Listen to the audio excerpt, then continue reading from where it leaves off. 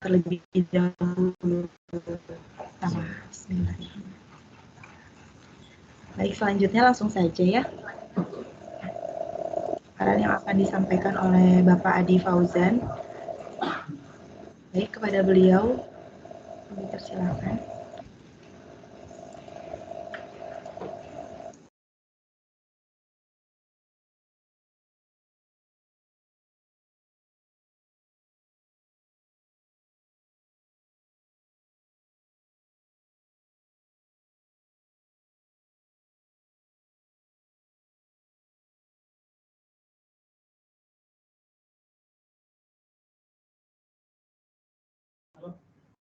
Itu pakai link yang awal bukan? Kok nggak ada di sini? Nggak ada di sini. Belum masuk lagi. Emang udah klik lagi?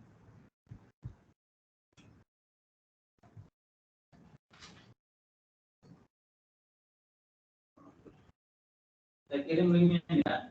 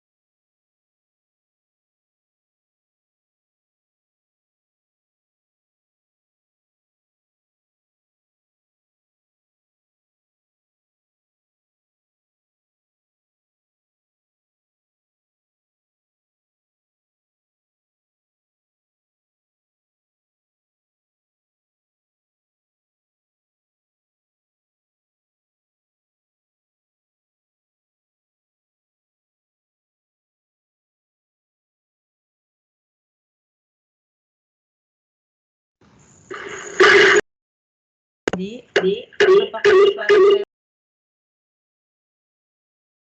kali nih? Cek. Apakah suara saya terdengar? Sebentar ya Kak Asri, Pak Adi masih. Oh iya, baik.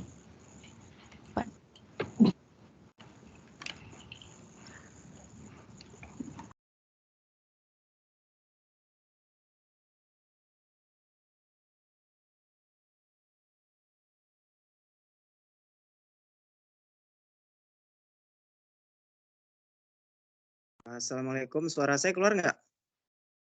Keluar Pak. Keluar. Waalaikumsalam warahmatullahi wabarakatuh. Keluar Pak Adi. Ya, ini saya jadinya double nih, pakai HP sama pakai laptop ya. Yang di laptop nggak bisa di unmute, kalau yang di HP bisa. Oke, nggak apa-apa Pak Adi.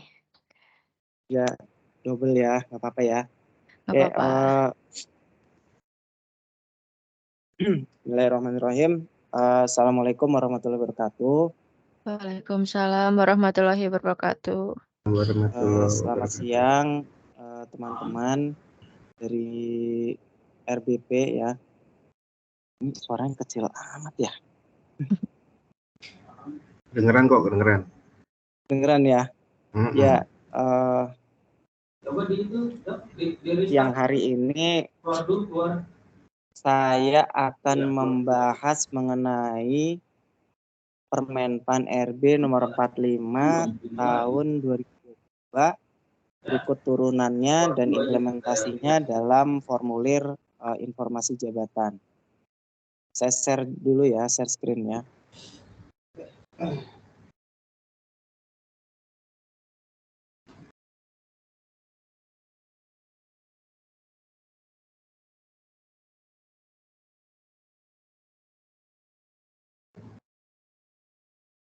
Sudah muncul?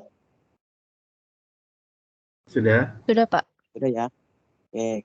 Ini karena saya baru pertama kali juga ini ya pakai Teams ya. Jadinya agak ini juga nih, agak kaku juga nih ya. Tapi kayaknya sama aja ya sama Zoom ya, kurang lebih ya. Kurang lebih sama Pak. Kurang lebih sama ya. Oke.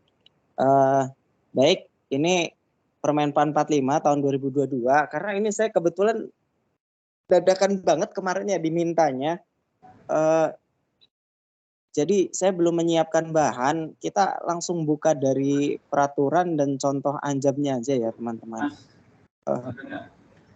Baik, ini kita lihat peraturan Menpan nomor 45 tahun 2022, ini intinya adalah mengganti Permenpan RB nomor 41 tahun 2018. Jadi sebelumnya ada kita mengenal peraturan Menpan nomor 41 tahun 2018 itu untuk nomenklatur jabatan pelaksana. Kemudian sekarang dirubah dengan Permenpan 45 tahun 2022. Nah, hanya saja memang Permenpan 45 tahun 2022 ini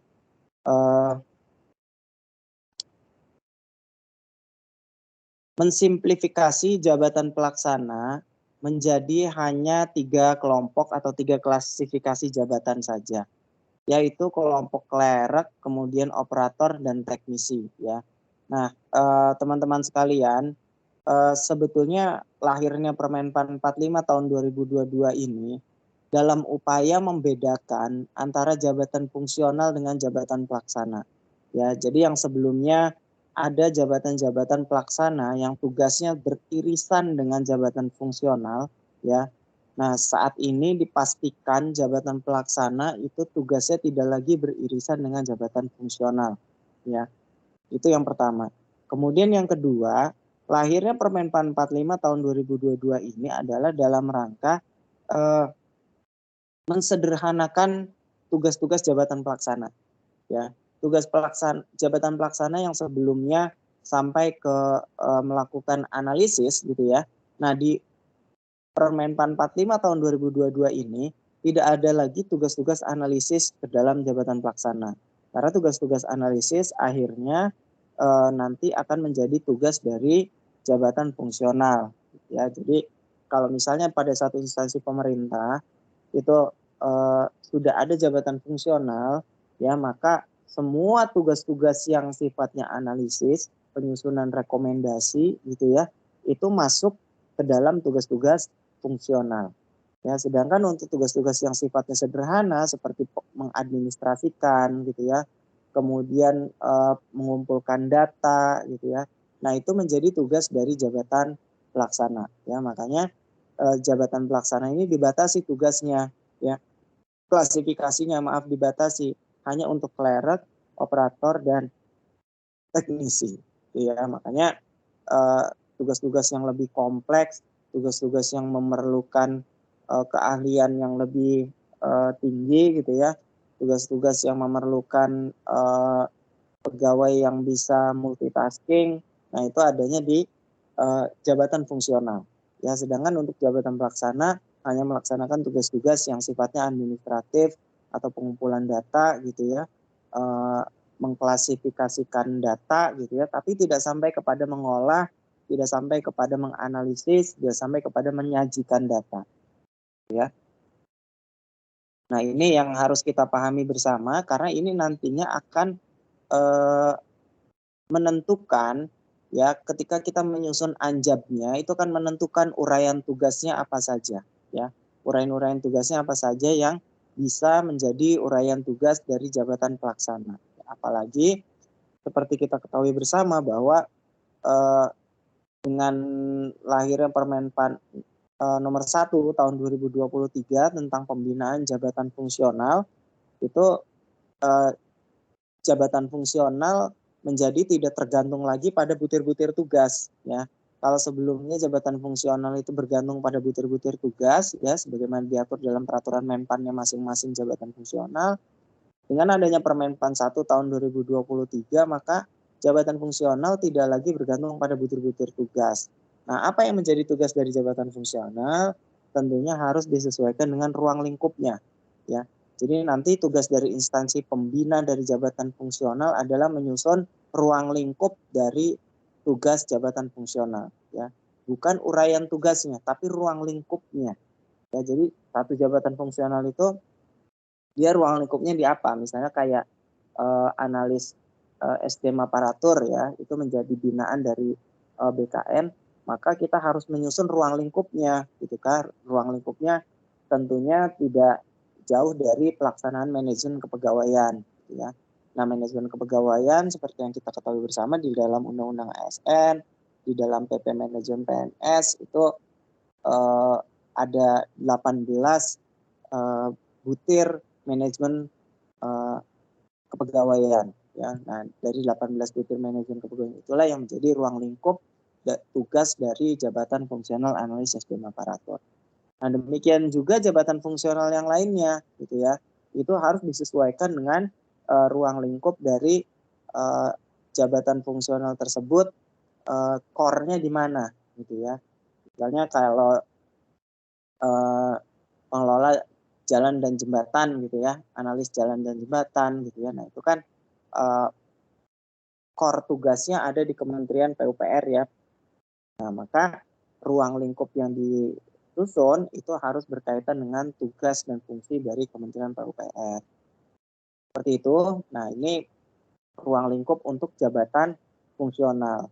Nah, dengan adanya ruang lingkup, itu pun tidak membatasi tugas dari jabatan fungsional. Kenapa? Karena seperti yang kita ketahui bersama, penyusunan angka kredit untuk jabatan fungsional berdasarkan Permenpan 1 tahun 2023 itu didasarkan pada SKP. Ya, jadi nilai SKP-nya berapa itu nanti yang akan menjadi nilai angka kreditnya. Nah, penyusunan SKP itu didasarkan pada Permenpan 6 ya, peraturan Menpan nomor 6 tentang kinerja pegawai. Nah, di dalam peraturan Menpan nomor 6 tentang kinerja pegawai, SKP dari jabatan fungsional itu adalah turunan dari tugas unit organisasi. Ya, artinya nanti SKP-nya jabatan fungsional bukan nanti ya, jabatan SKP dari jabatan fungsional itu saat ini tidak lagi SKP-nya itu tidak lagi terikat pada butir-butir kegiatan atau butir-butir tugas jabatan fungsional, tapi murni turunan dari tugas unit organisasi. Dan ketika menyusun SKP-nya itu harus ada dialog kinerja antara atasan dengan bawahan, antara misalnya eselon 2-nya dengan jabatan fungsionalnya, gitu ya, sehingga nanti pada saat menyusun SKP-nya itu terjadi dialog kinerja. Apa yang ditugaskan oleh jabatan eselon 2-nya, kemudian apa yang dapat dilakukan oleh jabatan fungsional tersebut. Ya. Nah, sehingga tadi karena tidak terikat dengan butir-butir kegiatan, maka tugas dari jabatan fungsional ini menjadi lebih luas lagi. Ya, menjadi luas lagi. Karena tugasnya menjadi lebih luas, nah ini maka tidak tidak hanya sebatas pada yang sebelumnya diatur dalam butir-butir kegiatan.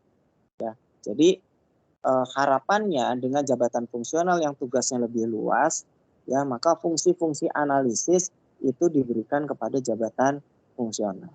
Ya, sedangkan fungsi-fungsi administratifnya, fungsi-fungsi pengumpulan data, ya yang sifatnya clerical tadi itu adanya di jabatan pelaksana. Gitu ya. Jadi ini memang sejalan ya teman-teman antara peraturan yang mengatur tentang jabatan fungsional dengan peraturan yang mengatur tentang jabatan pelaksana. Ini sejalan ya karena memang dua-duanya harus terpisah. Tidak boleh ada persilangan, tidak boleh ada persinggungan ya, tidak boleh ada tugas yang tumpang tindih antara jabatan pelaksana dengan jabatan fungsional ya. Maka inilah terjadi pembatasan tugas dari jabatan pelaksana. Inilah terjadi pengurangan tugas-tugas dari jabatan pelaksana. Yang tadinya jabatan pelaksana itu sangat luas ya spektrumnya dari mulai administratif sampai dengan analisis, sekarang jabatan pelaksana itu hanya pada tataran administratif saja, sedangkan analisisnya ini menjadi tugas dari jabatan fungsional ya. Maka nanti teman-teman kalau akan menyusun anjab, ya akan menyusun informasi jabatan untuk jabatan pelaksana dan jabatan fungsional, ini kita harus bisa membedakan batasan ya, harus bisa menentukan batasan tugas dari jabatan pelaksana dan tugas dari jabatan fungsional. Tugas jabatan fungsional ini menjadi lebih analisis ya, dan analisisnya tidak terbatas pada butir-butir kegiatan yang sebelumnya gitu ya. Sedangkan pada jabatan pelaksana itu tugasnya menjadi lebih terbatas hanya pada tataran administratif saja ya, tidak sampai kepada proses analisis. Ini yang filosofi ini yang perlu dipahami bersama, sehingga ketika kita menyusun informasi jabatan, menyusun uraian tugas ya dari masing-masing jabatan fungsional maupun pelaksana, itu kita lebih tegas lagi ya perbedaannya ya.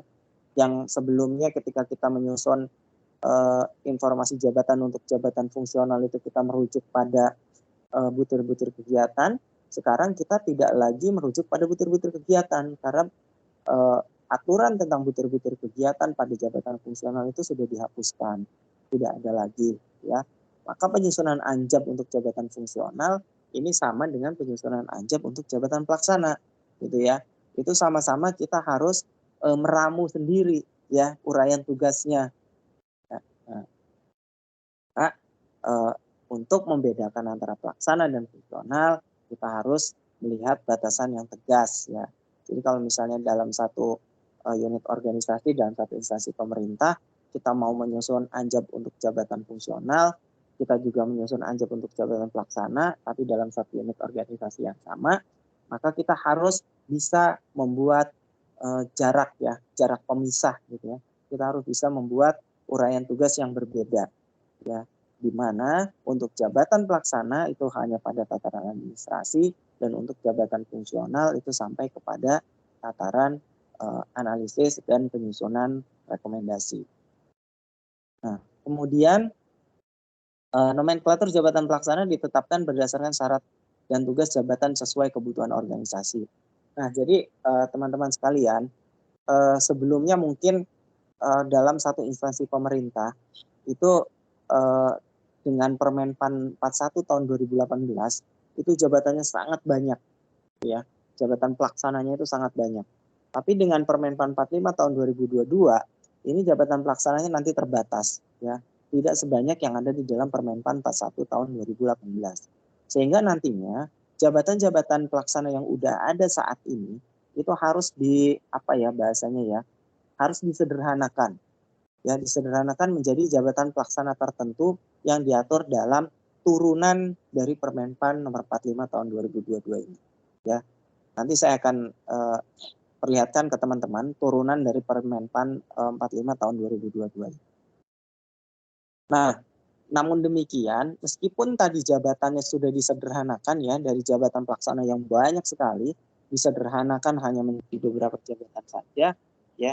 Tapi tugas dari jabatan pelaksana ini harus kaya, ya, nggak boleh menghilangkan gitu ya, nggak boleh menghilangkan tugas dari jabatan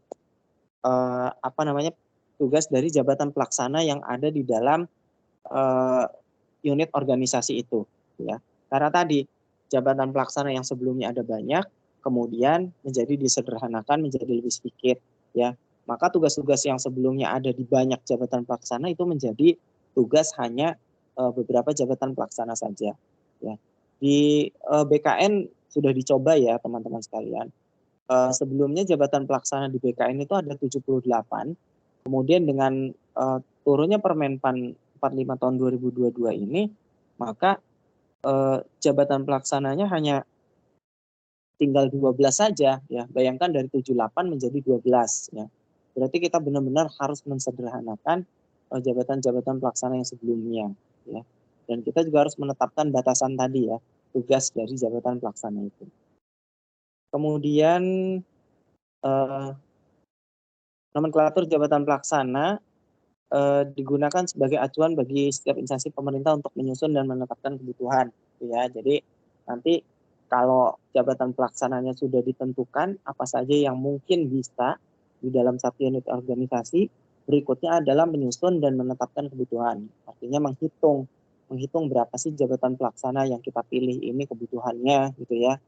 Karena tadi misalnya dalam satu unit organisasi sebelumnya ada 12 jabatan pelaksana, ya, masing-masing jabatan pelaksana satu gitu ya, berarti ada 12 jabatan pelaksana dengan dengan pemangku jabatannya sejumlah 12 juga. Nah, pasca diberlakukannya Permenpan 45 tahun 2022, nanti misalnya jabatan pelaksananya tidak lagi 12, hanya ada 5 gitu ya. Nah, maka dari 5 jabatan pelaksana yang sudah kita pilih berdasarkan Permenpan 45 tahun 2022 ini, selanjutnya adalah kita harus menghitung, ya, kebutuhannya tetap 12 ya atau hanya 5 sesuai dengan nomenklatur jabatannya. Kalau misalnya kebutuhannya ternyata tetap 12, berarti dari 5 itu kan ada yang kebutuhannya 2, ada yang kebutuhannya 3 gitu ya. Sehingga dari 5 jabatan itu total kebutuhannya menjadi tetap 12. Atau sekarang kebutuhannya hanya 5, tidak lagi 12. Ya, karena kebutuhannya hanya 5, tidak lagi 12, maka sisa beban kerja tadi, ya, yang 7 tadi itu kemana? Ya, nah ini bisa dialihkan ke jabatan fungsional beban kerjanya. Ya, jadi tidak harus gitu ya ketika sebelumnya kebutuhannya 12 dengan 12 nomenklatur, sekarang dengan ada perubahan Menpan tentang nomenklatur jabatan pelaksana, kebutuhannya tetap 12, tidak mesti gitu ya. Bisa saja kebutuhannya berubah menjadi 5. Kenapa? Karena tadi ada pembatasan tugas dari jabatan pelaksana tadi. Ya, yang tadinya fungsi-fungsi analisis sekarang hanya fungsi administratif. Ya, karena kalau kita hitung, oh ternyata untuk fungsi-fungsi administratif kebutuhannya tidak banyak, memang hanya 5 saja. Nah, terus fungsi-fungsi analisis tadi kemana? Fungsi-fungsi analisis tadi diberikan kepada jabatan fungsional, ya, sehingga nanti kebutuhan jabatan pelaksananya semakin sedikit, sedangkan kebutuhan jabatan fungsionalnya menjadi semakin banyak, ya. Nah, itu yang bisa menjadi catatan teman-teman ketika menyusun Anjab dan ABK-nya. Ya. Kemudian penentuan kelas jabatan. Nah, teman-teman sekalian, karena sudah selesai gitu ya, sudah selesai menyusun nomenklaturnya sudah ditetapkan, kemudian informasi jabatannya juga sudah disusun gitu ya. Selanjutnya yang harus dilakukan adalah menentukan kelas jabatannya. Ya. Nah, kelas jabatan ini akan berubah, ya, yang sebelumnya jabatan pelaksana melakukan analisis itu kelas jabatannya 7, sekarang jabatan pelaksana ini melaksanakan tugasnya itu hanya administratif, ya, maka kelas jabatannya turun menjadi hanya 5 misalnya gitu ya, atau maksimal 6 gitu ya. Nah, perlu dilakukan lagi kelas jabatan pasca ditetapkannya nomenklatur baru dan informasi jabatan yang baru. Kemudian pengembangan karir. Nah, pengembangan karir ini cukup menarik ya teman-teman sekalian ya, karena dengan jabatan pelaksana yang hanya terbatas gitu ya, tugas-tugasnya hanya administratif, kemudian hanya mengumpulkan data misalnya gitu ya, Nah, karirnya kemudian kemana gitu ya?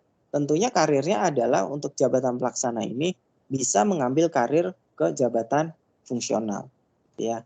Jadi kalau memang jabatan pelaksana ini memiliki pengalaman yang cukup ya, kemudian memiliki keahlian yang cukup juga, memiliki kompetensi yang sesuai, kualifikasi pendidikannya juga sesuai gitu ya, maka bisa dikembangkan karirnya ke dalam jabatan fungsional ya. Karena seperti kita ketahui bersama, jabatan struktural sekarang kan semakin hilang gitu ya. Di instansi pemerintah pusat itu eselon 3 dan eselon 4 yang hilang. Kalau di daerah hanya eselon 4 saja yang hilang gitu ya. Nah, harus ada karirnya nih si jabatan pelaksana ini gitu ya. Karirnya tentunya bisa juga ke jabatan fungsional. Kok bisa dari jabatan pelaksana ke jabatan fungsional karir? Bisa. Kenapa? Karena kelas jabatannya memang berbeda. Kalau jabatan pelaksana itu karirnya tadi ya, itu kelas jabatannya tadi ya seperti yang saya sampaikan. Untuk pengadministrasi itu kelas jabatannya kelas 5, kelas 6 gitu ya. Tapi kalau berpindah ke jabatan fungsional, ya jabatan fungsional jenjang ahli pertama saja, itu kelas jabatannya sudah 7 atau 8. Nanti di jenjang mudanya bisa 9 atau 10. Nanti di jenjang madianya bisa 11 atau 12 ya.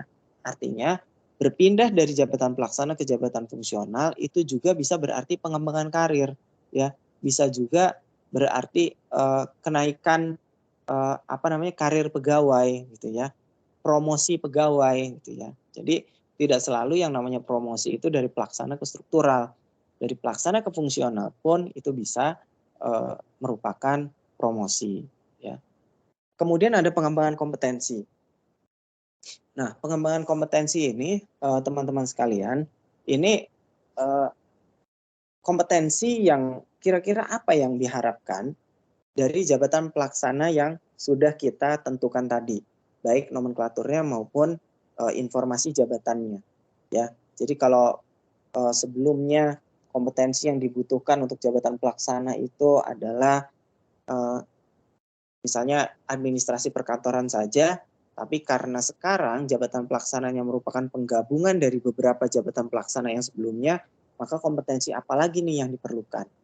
Ya, kompetensi apa lagi yang dibutuhkan oleh seorang pejabat pelaksana.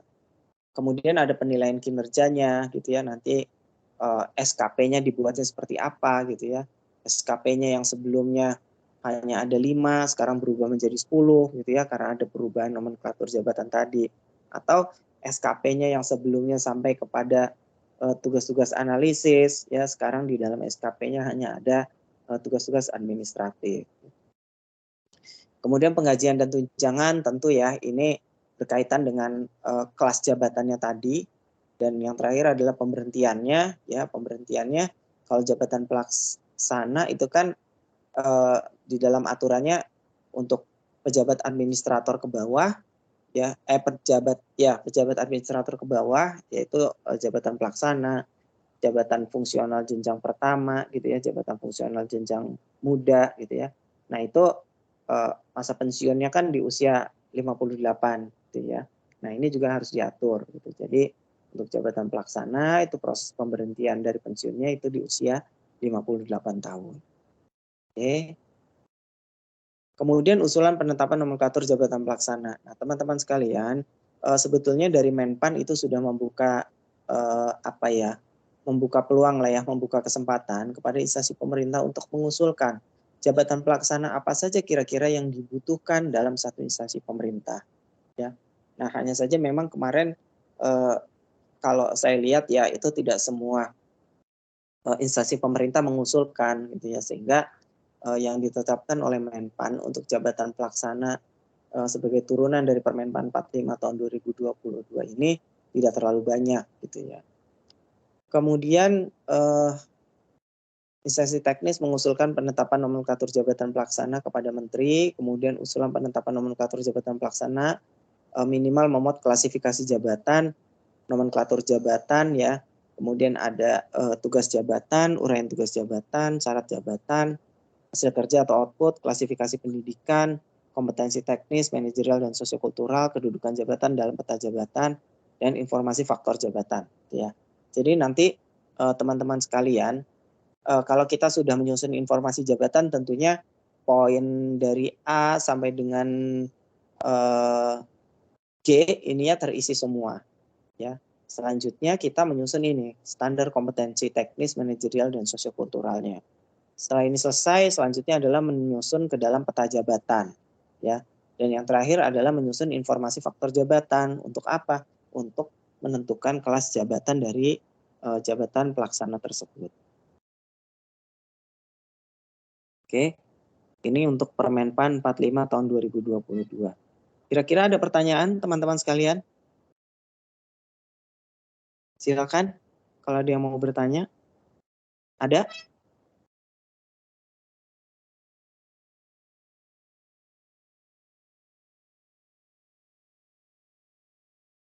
Ada yang mau bertanya, silakan. Masih nyambung nggak dengan yang saya sampaikan?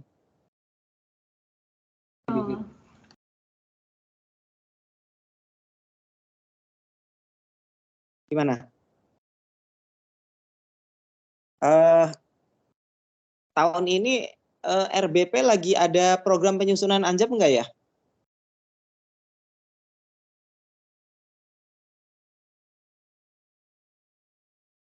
Halo? Ini saya lihat ada Mas Didi ya. Mas Didi lagi nyusun anjab nggak, Mas? Gimana, Pak? Lagi nyusun anjab nggak? Iya, lagi nyusun anjab, Pak. Lagi nyusun anjab. Nah, ya untuk jabatan pelaksananya menggunakan nomenklatur yang mana?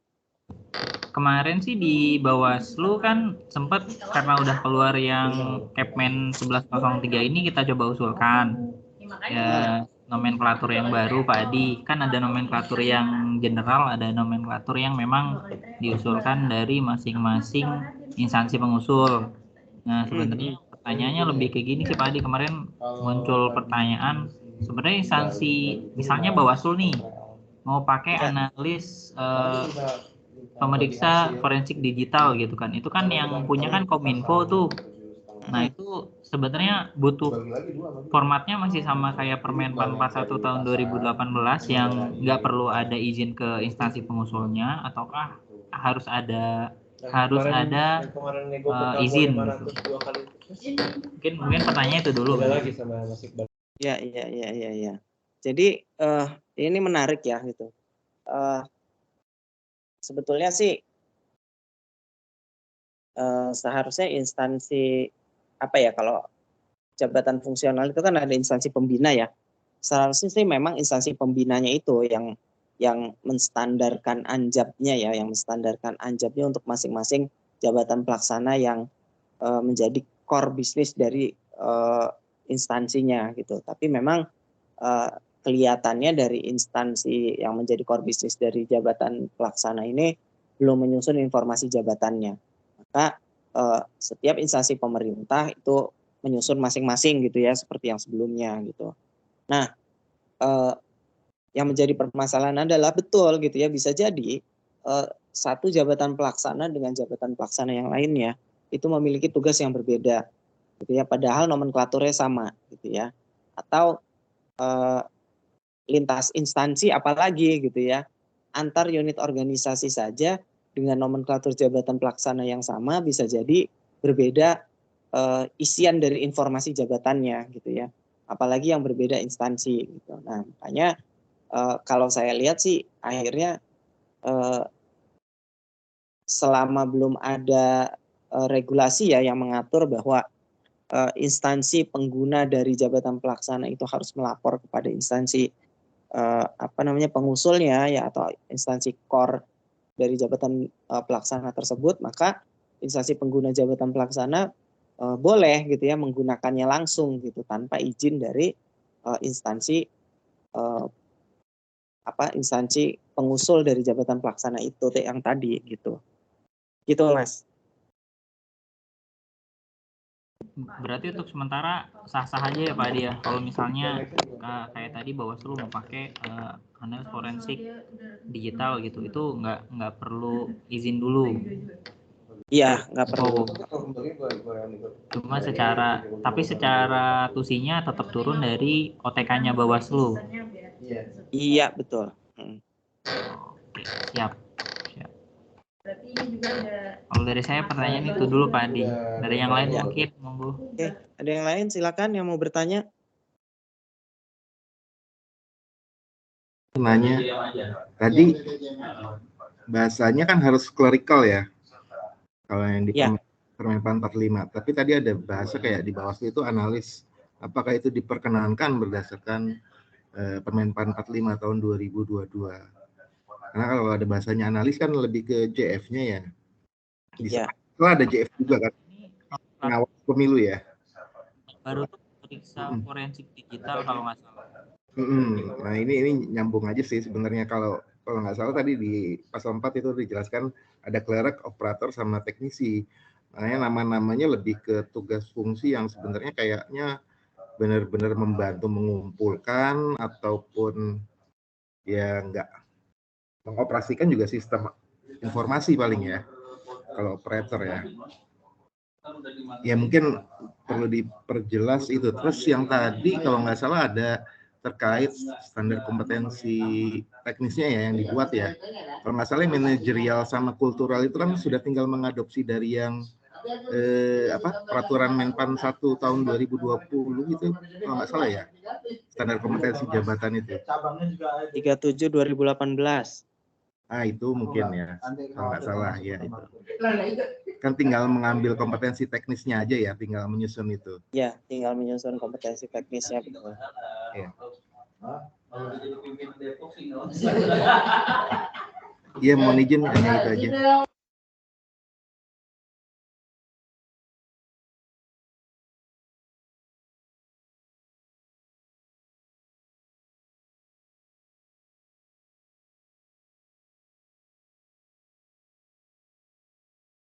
Ya, gimana? Ada lagi teman-teman yang mau didiskusikan, silakan.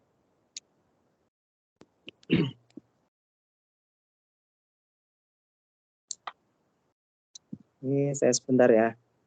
Saya pasang headset dulu karena Permenpan 1 tadi, maksud saya Permenpan 1 tahun 2020.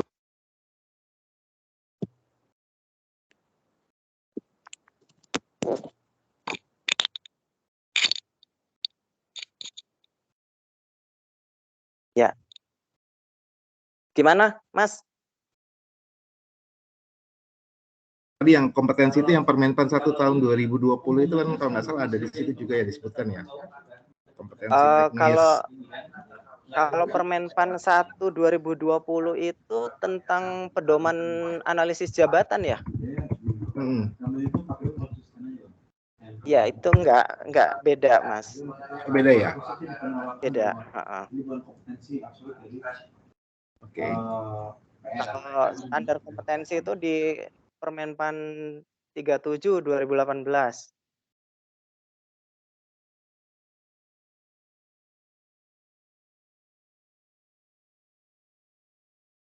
Oke. Ada lagi teman-teman yang mau didiskusikan? Silakan yang mau bertanya. Tidak ada? Oke, kalau tidak ada ini saya lanjutkan ya. Jadi, nah ini adalah Kemenpan 1103 tahun 2022 ya. Mungkin teman-teman juga sudah tahu. Ini merupakan turunan dari Permenpan yang tadi ya. Permenpan 45 tahun 2022 diturunkan menjadi Kemenpan 1103 tahun 2022 ya. Jadi sebetulnya sih Kemenpan ini turun setelah instansi pemerintah itu mengusulkan ya jabatan-jabatan pelaksana Kemenpan ya. Jadi kan di amanatnya di Permenpan 45 tahun 2022 itu seluruh instansi pemerintah itu diminta untuk mengusulkan jabatan pelaksana apa nih kira-kira yang dibutuhkan oleh masing-masing instansi pemerintah ya.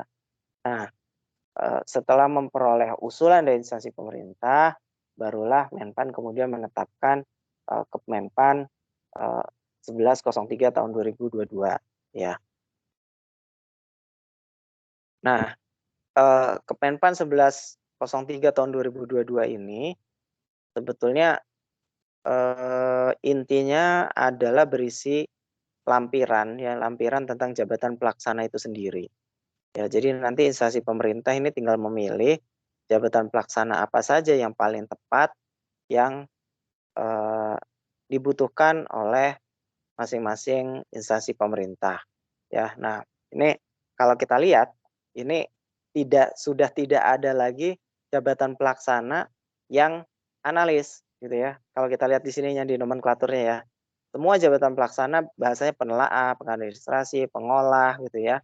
Atau bahkan seperti ini langsung ke desainer, ilustrator gitu ya, pengembang, editor dan seterusnya. Nah, ini disesuaikan dengan masing-masing KL ya. Karena memang instansi yang mengusulkan inilah yang kemudian ditetapkan jabatan pelaksananya. Nah, kalau ada instansi pemerintah yang belum mengusulkan, berarti belum ditetapkan di sini jabatan pelaksananya, ya. Maka instansi pemerintah wajib menyesuaikan dengan peraturan ini, gitu ya. Jadi disesuaikan jabatan pelaksananya yang akan ditetapkan di instansinya, ya. Nah, ini ada satu jabatan yang sangat umum ya di dalam Kemenpan 1103 ini, yaitu jabatan penelaah teknis kebijakan. Ya, ini jadi bahasanya jadi jabatan sapu jagat ya. Kalau di jabatan fungsional itu ada jabatan sapu jagatnya itu analis kebijakan. Kalau di pelaksana, jabatan sapu jagatnya ini adalah penelaah teknis kebijakan. Ya. Nah, kita lihat di sini tugasnya adalah melaksanakan dukungan teknis dalam rangka menyiapkan bahan, gitu ya. Jadi jabatan pelaksana sekarang itu ya kayak gini modelnya, ya teman-teman. Hanya menyiapkan bahan, gitu ya. Tapi dia tidak melakukan analisis. Karena yang melakukan analisis tadi jabatan fungsional atau jabatan strukturalnya nanti, gitu ya. Sedangkan jabatan pelaksana itu benar-benar hanya memberikan dukungan administrasi, memberikan menyiapkan bahan gitu ya, atau kegiatan-kegiatan tadi yang sifatnya hanya clerical, operator gitu ya, operasional dan teknis gitu ya, tapi tidak melakukan proses analisis gitu ya, melakukan penyusunan kebijakan gitu, rekomendasi kebijakan gitu, tidak. Ya, jabatan pelaksana hanya pada tataran ini ya, clerical. Ini untuk yang klasifikasi clerical. Nanti akan ada yang klasifikasi operator. Terus ada lagi yang ini ya, klasifikasi operator. Mana tadi? Ada klasifikasi operator ya di sini. Kemudian nanti ada lagi klasifikasi yang teknis ya. Karena memang tadi jabatan pelaksana hanya untuk tataran clerical, operator dan teknis. Ya. Jadi kalau tadi di Bawaslu sudah mencoba untuk menyesuaikan ya dengan jabatan-jabatan yang ditetapkan di sini ya sebagai jabatan pelaksananya,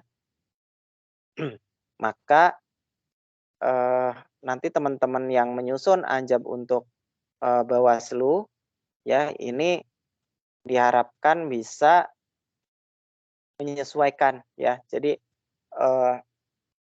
kalau saya tuh bahasa gampangnya itu memaksakan gitu ya. Jadi jabatan pelaksananya apa, kemudian dipaksakan harus sesuai dengan uraian tugas dan fungsi dari unit organisasi di mana jabatan pelaksana itu kita tempatkan. Ya, jadi ini memang agak memaksakan ya, seperti kemarin ketika terjadi penyederhanaan birokrasi dari jabatan struktural ke jabatan fungsional, itu ada jabatan-jabatan fungsional yang akhirnya dipaksakan ada gitu ya, karena harus ada penyederhanaan birokrasi. Jadi jabatan fungsionalnya nomenklaturnya apa gitu ya, tugas dan fungsi dari unit organisasinya apa gitu ya, kadang-kadang nggak nyambung gitu ya. Itu dulu pada saat kita masih jabatan fungsionalnya terpaku pada butir-butir kegiatan. Tapi sekarang dengan adanya Permenpan 1 tahun 2023, tidak ada lagi patokan butir-butir kegiatan, maka jabatan fungsional itu ya sah-sah aja gitu, boleh-boleh aja di satu unit organisasi itu gitu. Karena mereka nanti toh tugasnya merupakan turunan dari tugas unit organisasinya gitu ya, fungsi dari unit organisasinya gitu. Nah, demikian juga untuk jabatan pelaksana ini teman-teman sekalian gitu. Karena nanti jabatan pelaksananya pokoknya jabatannya ini. Perkara nanti uraian tugasnya apa, itu kita harus sesuaikan dengan tugas dari unit organisasinya gitu ya. Makanya nanti penyusunan uraian tugas untuk jabatan pelaksana ini sifatnya sangat-sangat umum, sangat-sangat general gitu ya. Seperti menyiapkan bahan gitu ya. Nah, menyiapkan bahan tinggal kita sampaikan objeknya apa gitu ya. Misalnya di unit organisasinya pengawasan tahapan pemilu misalnya gitu ya. Unit organisasinya namanya misalkan namanya Direktorat Pengawasan Teknis Pemilu gitu ya. Nah, maka tugas dari jabatan pelaksananya adalah menyiapkan bahan pengawasan teknis pemilu gitu. Kemudian mengadministrasikan dokumen pengawasan teknis pemilu gitu ya. Nah, jadi seperti itu. Ada kata kerja yang sifatnya umum ditambahkan dengan objek kerja yang disesuaikan dengan unit organisasi di mana jabatan pelaksana itu berada. Nah, ini untuk untuk yang teknis ini ya memang sangat-sangat teknis ya gitu. Ini kebanyakan usul dari Kementerian Perhubungan ini menjadi maka ini kayaknya sih nggak bakalan cocok dengan instansi selain Kementerian Perhubungan. Kemudian yang dari Kementerian Lingkungan Hidup dan Kehutanan juga sepertinya ini sangat spesifik ya, hanya untuk di lingkungan mereka saja gitu. Maka sebetulnya masih terbuka ya teman-teman sekalian, masih sangat terbuka untuk mengusulkan jabatan pelaksana yang dibutuhkan oleh masing-masing instansi pemerintah ya. Jadi kalau misalnya teman-teman sekarang sedang menyusun anjab untuk Bawaslu misalnya, kemudian setelah ditelaah nih Kemenpan tentang nomenklatur jabatan pelaksana Kemenpan 1103 ini, kita sudah telaah, kita sudah cari, cocok-cocokin, nggak ada yang cocok, nggak ada yang sesuai jabatan pelaksananya, maka silakan gitu ya, nanti diusulkan kepada instansinya untuk mengirimkan rekomendasi usulan jabatan pelaksana kepada Menpan ya. Jadi nanti Bawaslu bikin usulan jabatan-jabatan pelaksana apa saja yang sekiranya cocok atau sesuai dengan kebutuhan Bawaslu. Karena tidak tidak terakomodir ya oleh jabatan-jabatan pelaksana yang ada di dalam Kemenpan nomor 1103 ini. Jadi seperti itu teman-teman untuk Kemenpan 1103. Oke, ada pertanyaan? Silakan. Sebelum kita masuk ke contoh anjabnya. Izin nanya sedikit Pak Adi. Ya, silakan. Terkait dengan kelas jabatan Pak Adi. Jadi kalau sebelumnya kan kita masih menggunakan FES ya, Factor Evaluation System. Nah, kemudian untuk informasi yang saya dengar, itu instansi pembina untuk jabatan pelaksana ini misalnya Kementerian Perhubungan, dia hanya memberikan baseline gitu. Nah, untuk penghitungan kelas jabatannya, apakah memang nanti ada peraturan terkait yang akan keluar terkait dengan penghitungan kelas jabatan, atau memang masih menggunakan yang lama? Karena gini, ini kan misalnya ada jabatan dia range-nya sangat luas ya, mulai dari SMA sampai dengan S1 D4 gitu kan. Itu kan tidak bisa nggak bisa disamakan kelas jabatannya kan. Nah, itu bagaimana nanti untuk penghitungan kelas jabatannya? Mungkin itu Pak Adi, terima kasih. Ya, jadi ini nanti tinggal kebutuhan di masing-masing ininya ya, kebutuhan di masing-masing unit organisasinya, kebutuhan di masing-masing instansinya. Apakah jabatan pelaksana yang dibutuhkan di instansi pemerintah itu klasifikasinya membutuhkan jenjang SMA atau jenjang D3 atau jenjang S1 gitu ya. Nah, itu tentunya akan berbeda kelasnya gitu. Jadi nomenklaturnya boleh sama, tapi karena karena kualifikasi pendidikan yang dibutuhkannya berbeda, maka kelasnya pun akan berbeda gitu ya. Karena kita tidak mungkin menghargai pegawai yang memiliki kualifikasi pendidikan S1 sama dengan pegawai yang memiliki kualifikasi pendidikan SMA gitu ya. Karena salah satu faktor evaluation system itu kan kualifikasi pendidikan ya gitu. Pendidikannya S1 atau D3 gitu akan mempengaruhi nilai yang akan menentukan kelas jabatannya gitu ya. Jadi memang ini menjadi tugas dari instansi teknis dari jabatan pelaksana ya tadi, selain seperti yang sudah saya sampaikan tadi, selain mereka seharusnya menyusun informasi jabatan yang akan menjadi standar, mereka juga harus menyusun kelas jabatannya gitu ya. Namun demikian betul sekali tadi ya pertanyaannya gitu, mengingat di sini klasifikasi pendidikannya ya, contohnya di sini aja nih. Kayak operator alat berat aja di sini ada SLTA, D1, D2, D3 gitu ya.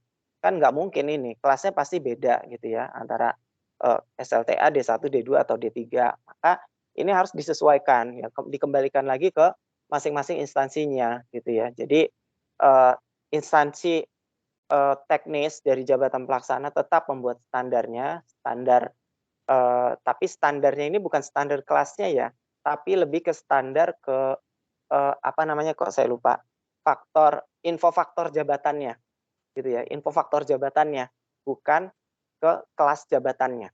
Ya, jadi yang distandarkan oleh instansi teknisnya itu adalah informasi faktor infofaknya, informasi faktor jabatannya, bukan kelas jabatannya. Kalau kelas jabatannya kan nanti nilai terakhirnya ya, gitu. Tapi kalau informasi faktor jabatan itu hal-hal yang perlu diperhatikan untuk menentukan nilai yang akan diakumulasi sehingga menjadi kelas jabatan.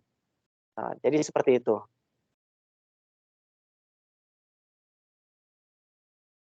Silakan. Ada lagi atau mau ditanggapi jawaban saya tadi? Izin Pak Adi, mau nanya juga terkait kelas jabatan ini. Kalau misalkan kayak yang tadi operator alat berat minimal ada SMA atau SLTA. Kalau yang bersangkutan tersebut saat menduduki jabatan tersebut dia kuliah dan lulus S1, itu gimana ya Pak Adi? Apakah kelas jabatannya dihitungnya tetap di yang paling rendah atau gimana Pak?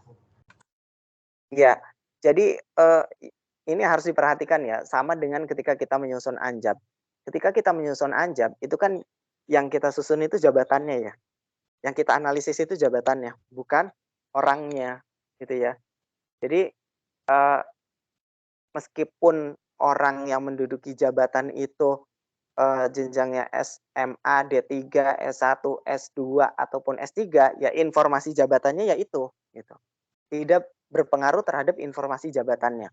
Karena di informasi jabatan itu sudah terstandarkan yaitu gitu. Nah, sama seperti ini juga gitu. Jadi ketika ada seorang pegawai menduduki satu jabatan, itu yang kita analisis jabatannya, bukan orangnya, ya. Maka yang akan menentukan apakah jabatan itu nanti kelasnya tinggi atau rendah, yaitu jabatannya, bukan orang yang mendudukinya gitu ya. Orang yang mendudukinya boleh gitu ya, pendidikannya S1, S2 atau S3 gitu ya. Tapi kalau kelas dari jabatan yang kita sudah susun berdasarkan informasi faktornya itu adalah untuk kualifikasi pendidikan SMA, ya udah kelasnya situ gitu.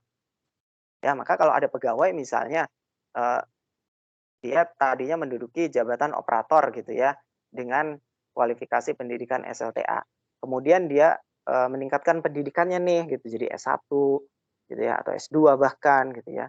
Nah, satu-satunya cara yang suara saya hilang ya?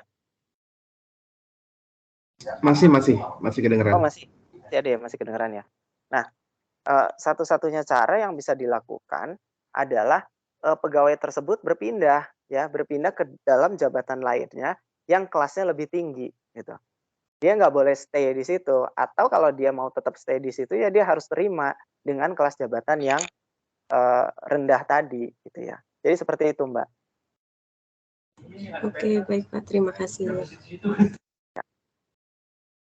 Silakan, ada lagi? Iya, menarik nih yang terkait dengan tadi yang disampaikan Mas Lutfi ya, terkait kualifikasi pendidikan, karena kan di informasi faktor 1 kalau nggak salah soal pendidikan ini masih pakai yang lama ya, yang versi yang lama ya. Ini itu akan sangat berpengaruh jenjang antara yang S1, D3 ataupun yang lainnya, sehingga akan ada kayak perbedaan hasil akhirnya bisa jadi nanti akan berbeda kelas jabatannya begitu. Nah, ini mensiasatinya seperti apa ya kalau misalnya terpaksa akhirnya itu dijadikan satu-satunya pool untuk menampung jabatan itu untuk sapu jagat. Ya, ini yang saya maksud tadi ya, Mas, yang terakhir tadi saya sampaikan gitu terkait dengan Kemenpan RB nomor 1103 ini gitu ya. Jadi kalau memang udah mentok nih, nggak ada lagi nih gitu ya jabatan yang ada di sini gitu ya, dan kita juga nggak bisa memaksakan masuk gitu ya ke nomenklatur jabatan yang ada tadi gitu ya, karena nggak mungkin. Saya pikir ini sangat tidak mungkin ya gitu memasukkan pegawai dengan kualifikasi pendidikan SMA sampai S1 ke dalam satu jabatan gitu, dijadiin satu, masukin ke situ semua gitu ya. Itu sangat tidak mungkin gitu ya. Karena nanti akan kesulitan pada saat proses penyusunan kelas jabatannya tadi gitu ya. Maka yang bisa dilakukan oleh instansi tentunya adalah tadi yang saya sampaikan, harus mengusulkan jabatan baru ke Kemenpan. Ya, gitu. Jadi sekarang kan kita masih dalam masa transisi nih ya. Kita semua masih pakai Permenpan 41 tahun 2018 gitu. Permenpan 45 2022 masih berjalan, Menpan masih menerima usulan gitu ya. Kemenpan 1103 ini masih dimungkinkan untuk dibuat perubahannya, perbaikannya, perkembangan itu masih akan terus ada gitu ya. Jadi kayak gitu Mas gitu ya. Jadi kita jangan memaksakan deh gitu ya. Kalau dipaksakan ya kesian gitu ya. Dipaksakan kesian. Kesian untuk yang pendidikannya lebih tinggi gitu ya, tapi memang bisa jadi menguntungkan untuk yang pendidikannya lebih rendah gitu ya. Nah, maka teman-teman yang sedang menyusun pada instansi pemerintah ini harus cepat-cepat didorong gitu ya, cepat-cepat didorong untuk mengirimkan usul ke Menpan gitu ya, jabatan pelaksana yang paling sesuai yang dibutuhkan oleh instansinya gitu. Jadi kayak gitu.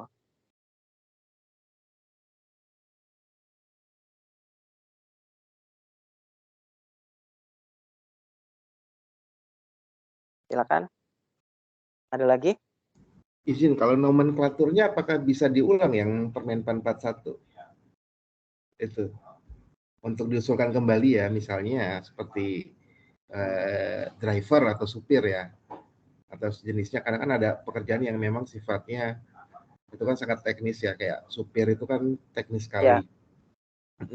Nah, itu apakah nomenklaturnya baru sekali atau bisa diambil dari yang Permenpan 41?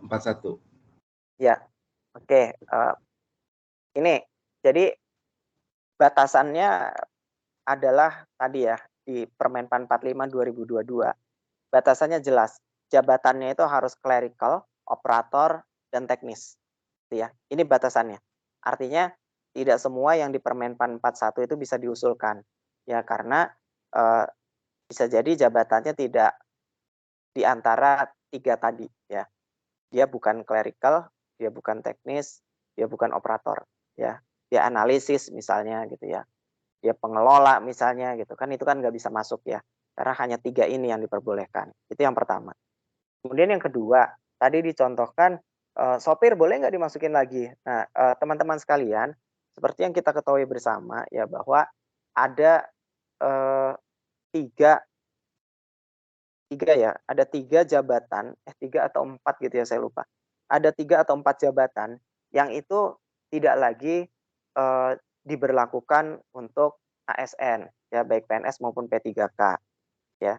Nah itu diberlakukannya untuk PPNPN, pegawai pemerintah, pegawai negeri non pegawai pemerintah, ya PPNPN, yang diatur dalam SBU Kementerian Keuangan, ya. Itu mencakup pengemudi, kemudian tenaga pengamanan, tenaga kebersihan, kemudian saya lupa satu lagi itu apa ya? Kok saya lupa sih. Pengemudi, tenaga kebersihan, tenaga pengamanan, dengan satu lagi itu pramubakti. Ya, pramubakti. Ada 4 nih. Ya. Jadi ada 4 jabatan ini yang dialihkan ke dalam PPNPN. Ya, jadi nggak bisa lagi tuh diusulkan 4 jabatan ini. Kenapa? Karena memang pengangkatan untuk 4 jenis jabatan ini dilakukan melalui mekanisme PPNPN, tidak diangkat melalui pengangkatan ASN, gitu ya. Nah, maka untuk jabatan-jabatan pelaksana ini ya harus menghindari 2 tadi ya, batasan yang di dalam Permen PAN 45 dan menghindari jabatan-jabatan yang diangkat melalui mekanisme PPNPN. Jadi kayak gitu, Mas, jawabannya. Terus kondisi existing ini, karena memang kondisi itu memang masih ada di instansi, misalnya yang menunggu yang bersangkutan pensiun atau sejenisnya ya, gitu. Jadi atau dipindah ke jabatan yang lain. Tapi yang jelas kan posisi itu sekarang existing. Nah ini apakah diusulkan kembali atau berarti tetap menggunakan Permen PAN 41 saja ya, tidak usah diusulkan ya? Ya, Gitu. kan gini ya. Jadi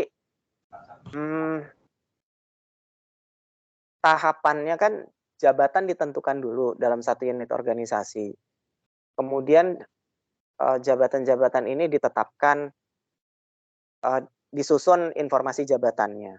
Setelah informasi jabatannya disusun, kemudian disusun kelas jabatannya, gitu ya.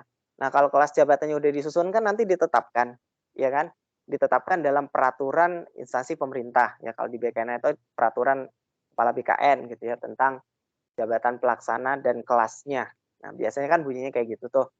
Nah, nanti kalau ada jabatan, ada pegawai yang menduduki satu jabatan tapi tidak ditetapkan, tidak ada kelasnya, kasihan juga kan. Dia nanti nggak akan memperoleh tunjangan kinerja gitu ya, seperti itu. Nah, itu ada kekhawatiran seperti itu.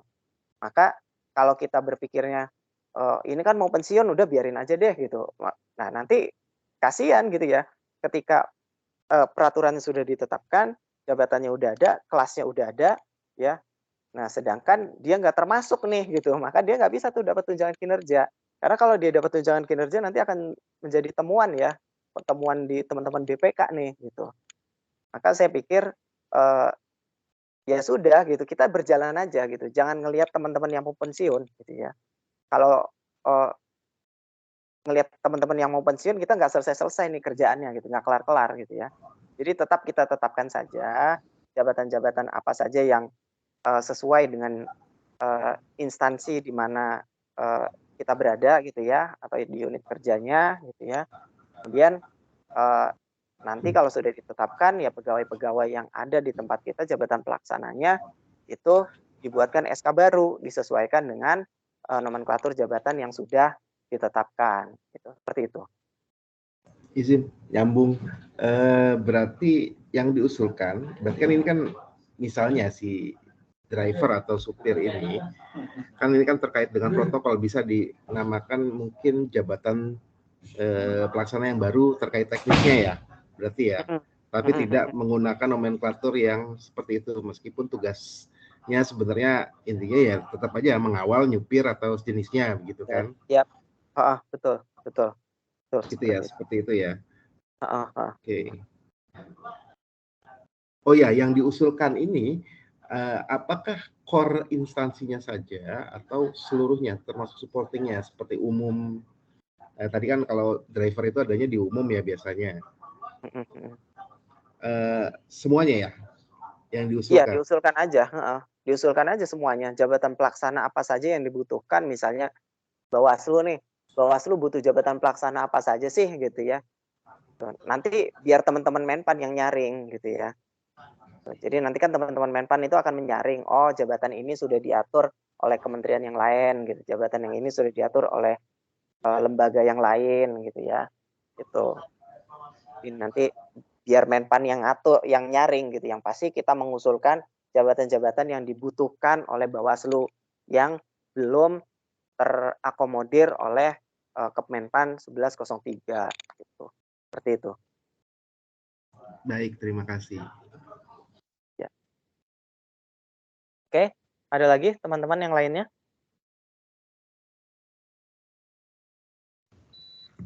Izin Pak Adi lanjut lagi Pak. Oke. Kita lanjut ke anjabnya ya. Nah, ini informasi jabatan untuk tadi ya, jabatan sapu jagat penelaah teknis kebijakan.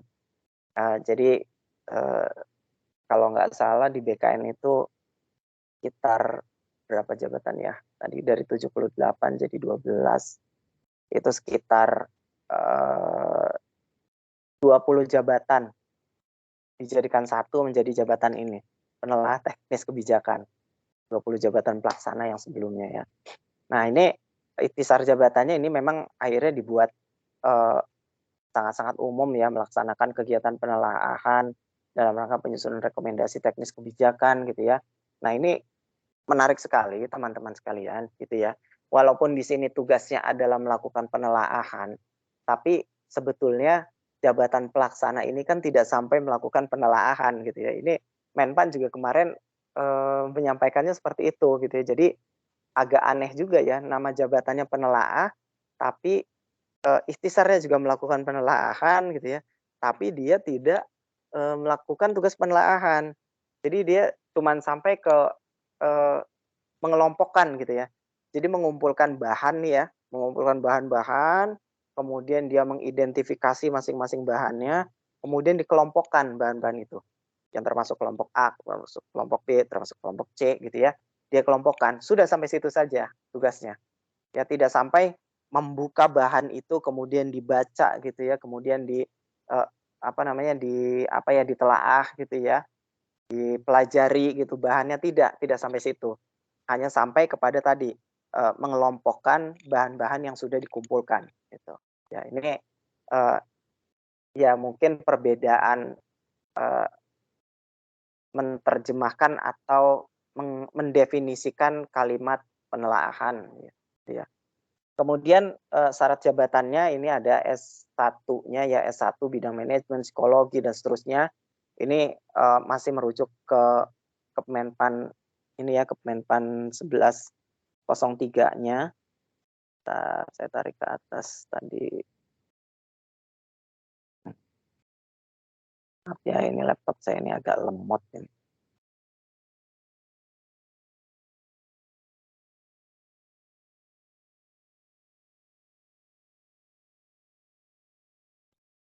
Ya, di sini ya. Ini kan dia sangat umum ya, S1 gitu doang ya, S1 atau D4. Dia tidak kasih jurusan. Beda dengan jabatan yang lainnya nih, dikasih jurusan gitu ya. Nah, maka untuk penyusunan anjabnya ini Untuk penyusunan anjabnya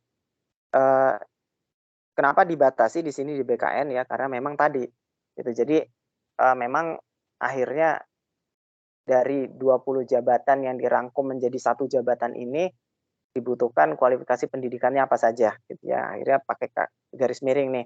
Ada manajemen, psikologi, hukum, ekonomi, administrasi gitu ya, kebijakan publik, komunikasi, akuntansi gitu ya. Pokoknya semualah dari 20 jabatan yang kita kumpulkan menjadi satu jabatan ini, kualifikasi pendidikan kita masukkan ke sini ya, karena memang di Kemenpannya itu terbuka ya, hanya S1 atau D4 saja.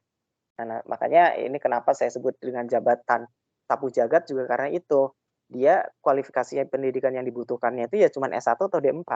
Tidak ditentukan jurusannya gitu. Maka teman-teman yang menyusun anjabnya nanti akan menentukan jurusannya gitu.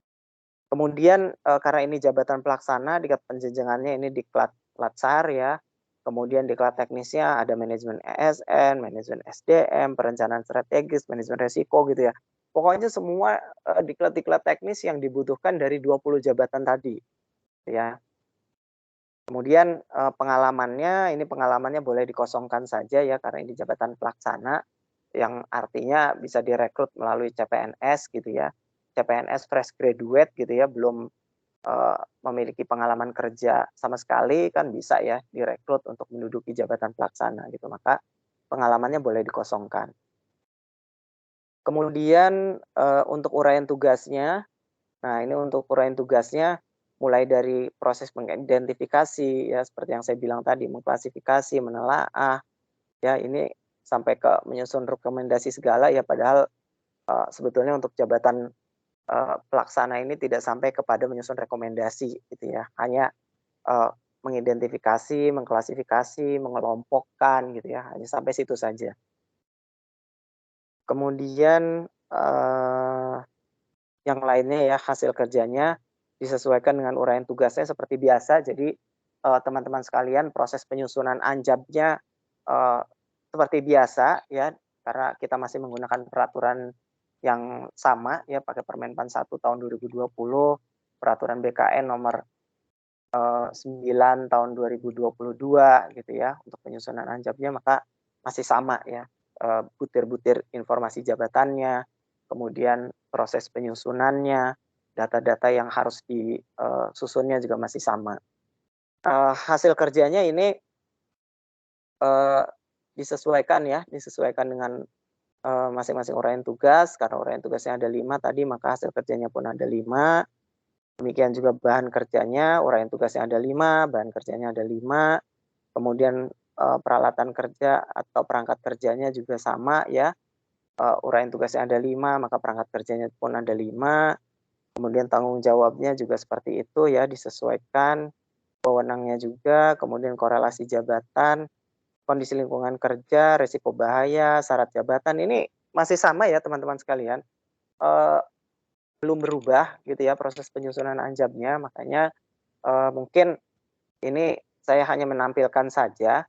Silakan teman-teman mungkin yang mungkin ada kesulitan ketika menyusun anjab kemarin ada kesulitan atau saat ini kesulitan menyusun anjabnya di bagian yang mana, atau masih ada yang belum belum clear gitu ya, belum jelas, sehingga perlu didiskusikan untuk penyusunan anjabnya, saya persilakan.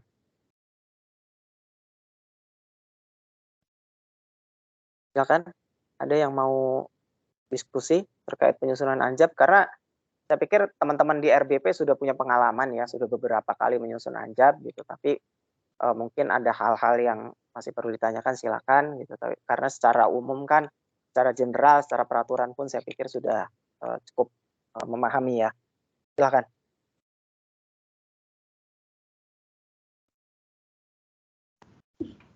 Izin Pak Adi. Ya. Kalau untuk penyusunan form anjabnya itu disesuaikan sama ini, atau untuk jabatan fungsional, atau mengikuti dari instansi pembinanya, Pak? Untuk ABK. Terutama untuk ABK-nya sih.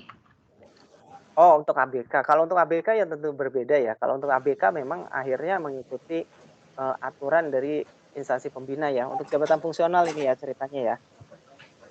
Ya. Jadi kalau untuk jabatan fungsional itu untuk ABK-nya menghitung kebutuhannya memang akhirnya mengikuti aturan yang dikeluarkan oleh instansi pembinanya ya, tidak mengikuti aturan ini ya. Jadi di kolom yang ini teman-teman sekalian, untuk ketika jabatan fungsional, nah di kolom yang ini ya, jumlah beban kerja, waktu penyelesaian, waktu efektif, kebutuhan pegawai, ini dikosongkan ya, dikosongkan semua ya. Nanti teman-teman membuat formulir baru untuk menghitung ABK-nya gitu ya. Jadi disesuaikan dengan pedoman formasi atau pedoman penyusunan kebutuhan yang ditetapkan oleh instansi pembina dari jabatan fungsional. Itu ya. Tapi kalau yang lainnya, butir informasi jabatan yang lainnya diisi sesuai dengan pedoman ini. Gitu. Jadi gitu, Mbak. Iya, baik. Terima kasih, Pak. Ya. Silakan yang lain. Ada yang mau bertanya?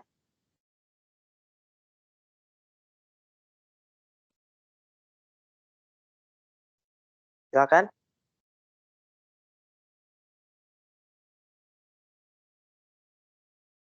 Atau sudah cukup jelas penyusunan anjabnya?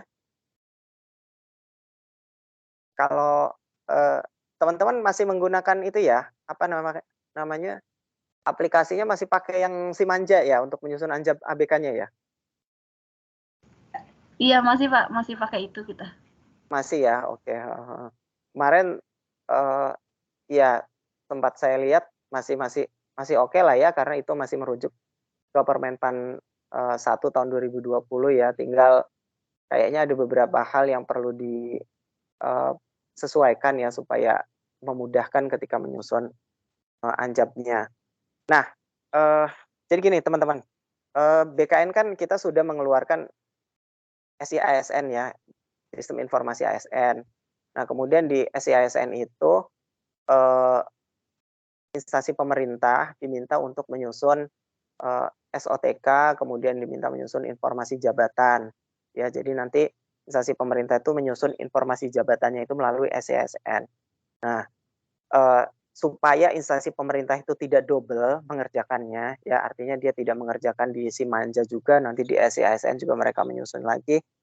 Nah, di SI-ASN itu ada fitur impor namanya ya. Jadi fitur impor itu nanti Excel yang sudah disusun oleh instansi pemerintah, Excel dari informasi jabatan itu bisa diimpor ke dalam SI-ASN gitu ya. Maka nanti diperkuat hasil informasi jabatan di Simanja itu dalam bentuk Excel-nya itu yang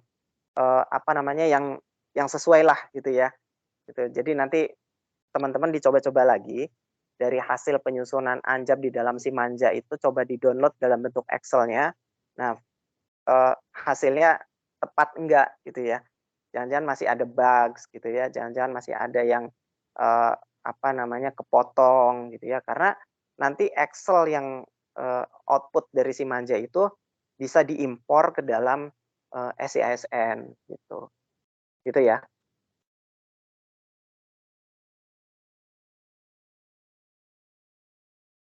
Silakan, ada lagi yang mau didiskusikan terkait penyusunan anjabnya?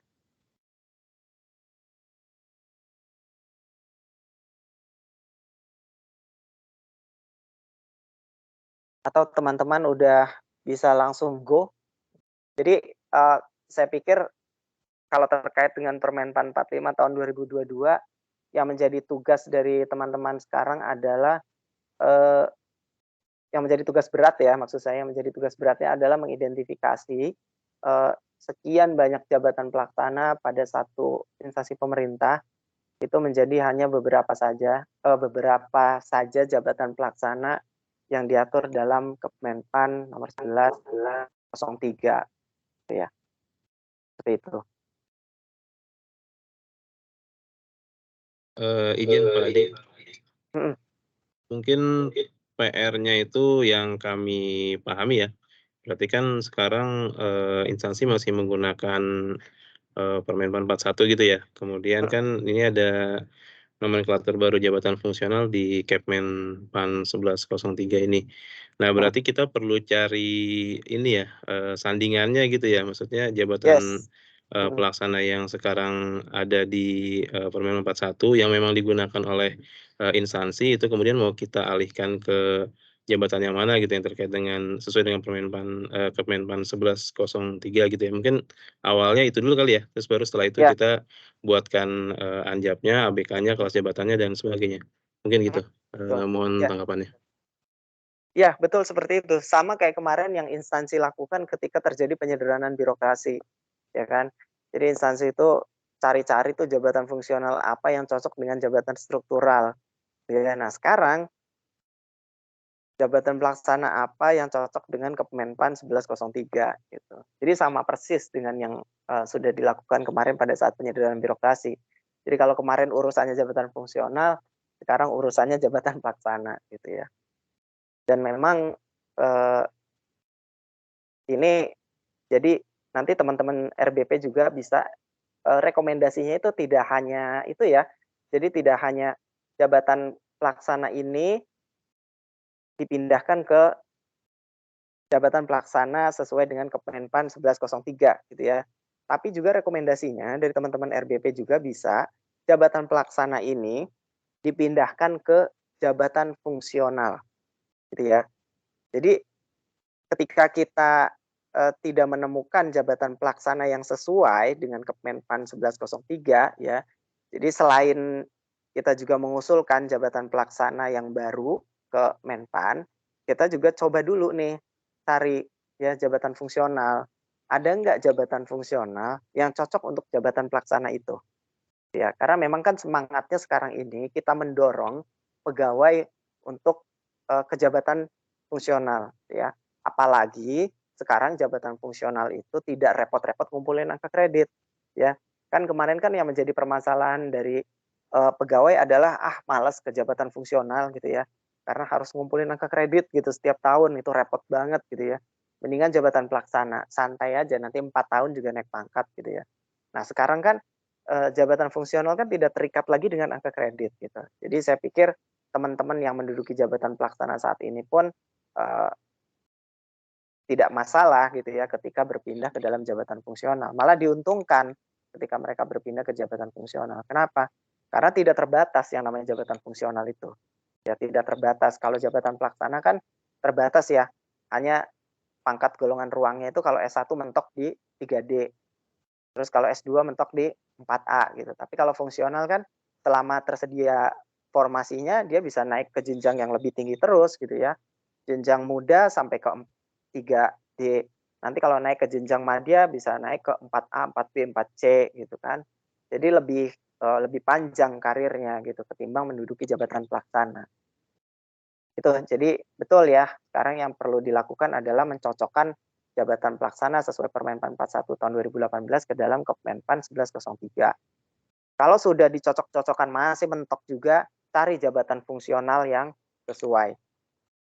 Dan kalau jabatan fungsional juga belum ada yang sesuai, ya langkah terakhir adalah mengusulkan jabatan pelaksana baru Kemenpan. Jadi seperti itu, Bapak-bapak, Ibu-ibu, teman-teman. Terakhir mungkin Pak Adi, terkait dengan jabatan fungsional ya. Jadi kalau tadi Pak Adi sebutkan kan sekarang sudah tidak terikat lagi dengan uraian jabatan yang dikeluarkan oleh instansi pembina. Dan instansi pengguna itu harus menyusun sendiri gitu. Nah itu menyusun sendirinya batasannya seperti apa ya Pak Adi? Maksudnya apakah kita masih bisa menggunakan uraian yang dikeluarkan oleh instansi pembina kemudian disesuaikan dengan kebutuhan di instansi, atau memang kita bisa dalam tanda kutip berkreasi sesuai dengan kebutuhan dari instansi pengguna seperti itu? Mohon arahannya. Ya, jadi tadi juga sudah saya sampaikan, sebenarnya tugas pertama yang harus dilakukan oleh instansi pembina saat ini ya, pasca dihapuskannya butir-butir kegiatan dari jabatan fungsional adalah menentukan ruang lingkup dari jabatan fungsional. Jadi instansi pembina itu harus membuat ruang lingkup. Ya, ruang lingkup jabatan fungsional itu apa? Itu yang akan menjadi batasan tugas dari jabatan fungsional tersebut. Ya, kalau pengen mudahnya sih ya, kemarin kita sudah coba exercise ya, kita sudah coba-coba. Oh ya udah deh, yang kita jadikan ruang lingkup itu unsur dan subunsur dari jabatan fungsional ya. Jadi kalau jabatan fungsional itu kan kalau teman-teman baca ya di Permenpan masing-masing jabatan fungsional itu pertama itu ada unsur, kemudian subunsur, kemudian ada butir kegiatan, kemudian ada angka kredit ya. Nah, angka kredit dan butir kegiatan hilang ya. Maka unsur dan subunsur ini yang kita jadikan sebagai ruang lingkupnya. Ya, jadi supaya nggak loss banget gitu ya. Karena kalau loss banget kan apa bedanya gitu jabatan fungsional dengan jabatan pelaksana akhirnya gitu ya. Maka harus tetap ada batasannya yang disebut dengan ruang lingkup itu gitu ya. Jadi di Permenpan 1 tahun 2023 itu ada ruang lingkup istilahnya sekarang untuk jabatan fungsional. Nah, ruang lingkup ini menjadi tugas dari instansi pembinanya untuk menentukan.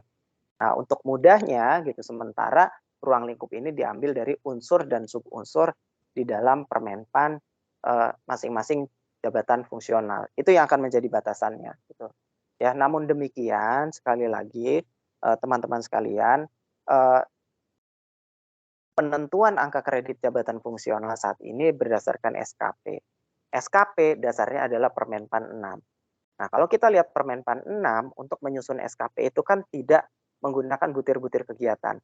Ya, akhirnya ya sudah gitu. Apa yang dilakukan oleh pejabat fungsional di situ yang berkaitan dengan tugas dan fungsi dari unit organisasi itu yang akan menjadi SKP. Ya. Nah, apa yang akan menjadi SKP itu sebenarnya bisa juga diterapkan untuk apa yang akan menjadi uraian tugas dari jabatan fungsional di dalam anjabnya, gitu. Seperti itu. Gitu ya. Jadi tetap disesuaikan dengan ruang lingkup pertama, kemudian disesuaikan dengan kebutuhan unit organisasinya. Jadi seperti itu untuk penyusunan uraian tugas jabatan fungsional di dalam penyusunan anjabnya. Izin Mas Indra, nyambung. silakan. Terakhir ya Mas Indra ya, karena Pak Adi mungkin waktunya sudah ini. Silakan Mas Indra. Mohon izin. Ya. Ini kan di Anjab itu kan ada yang terkait hasil kerja yang diharapkan. Apakah ini bisa menjadi salah satu bagian dari yang tadi Pak Adi maksud? Gitu, hasil kerja yang diharapkan ini menjadi poin dari SKP-nya ataupun menjadi ukuran pengganti butir kegiatan atau tugas dari jabatan tersebut, tugas pokok ya, gitu. Iya. Nah, itu bisa masuk di sana. Iya.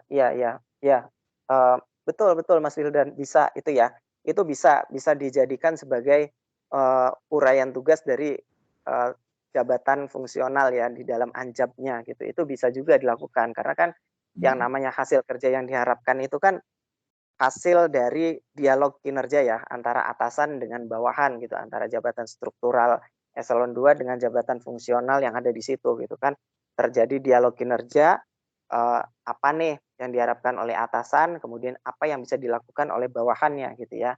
Nah, tapi sekali lagi nih teman-teman sekalian ya, walaupun kalau kita lihat ya ini super power banget nih atasan nih gitu ya. Eselon 2 ini super power banget. Kenapa saya bilang super power banget? Karena dia yang paling menentukan gitu. Lo tuh mesti ngerjain A, B, C, D, E gitu ya. Itu yang menentukan ya eselon 2-nya gitu. Nah, tapi eselon 2 ini juga harus diingatkan gitu bahwa jabatan fungsional itu ada yang namanya ruang lingkup, ada batasan kerja gitu ya. Jadi mereka pun nggak bisa gitu menugaskan semua tugas ya ke dalam jabatan fungsional karena harus disesuaikan juga dengan ruang lingkupnya gitu. Jadi seperti itu.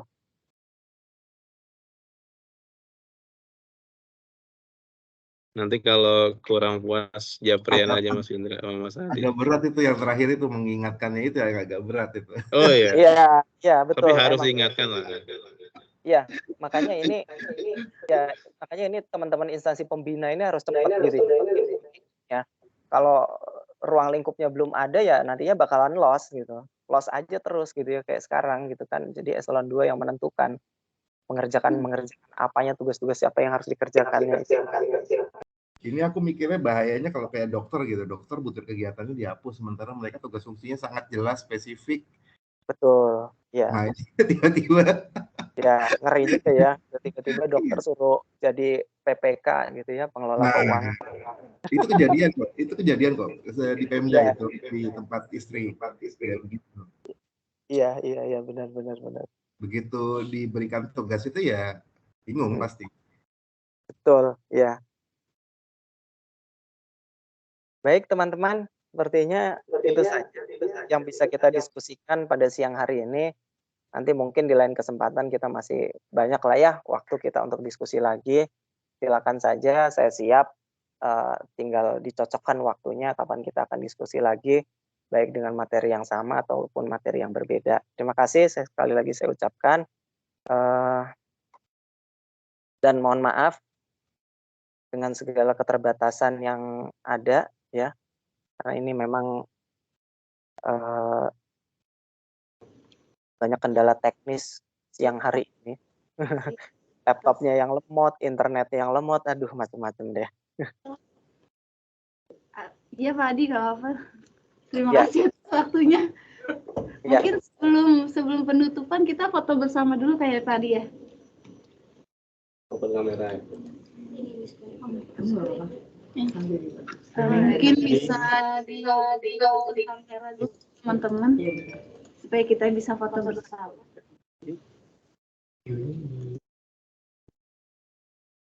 Wih, rame banget ya.